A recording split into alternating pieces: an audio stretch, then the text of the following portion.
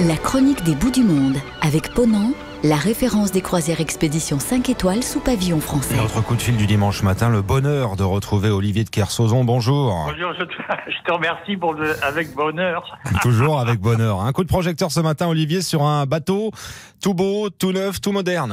Parce que le Bougainville, c'est un bateau du Ponant qui a été baptisé juste la semaine dernière. J'étais au baptême. C'est très compliqué, en fait, en matière maritime, d'innover. Il faut en général du temps, de la technicité, et puis faire en sorte que un bateau soit vraiment différent de ce qui a été fait auparavant.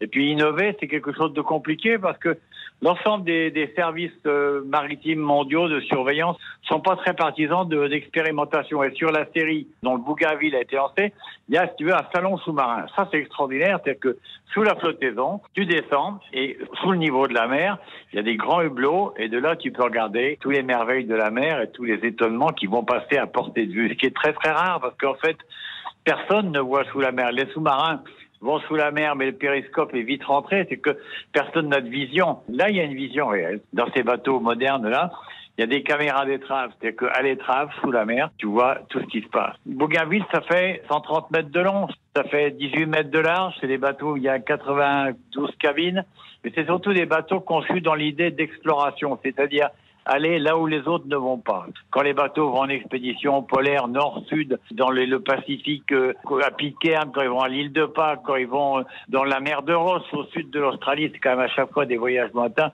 où il y a, pour ainsi dire, jamais de navire de croisière. Et c'est ça qui rend ça intéressant, c'est que c'est le désir d'aller toujours plus loin en exploration. Alors le nom de Bougainville tombe bien parce que Bougainville, c'était le premier marin français à faire réellement le tour du monde. Ce tour du monde, en fait, a ramené assez peu de choses, sauf peut-être un mot, ça avait été un tour du monde pour une fleur.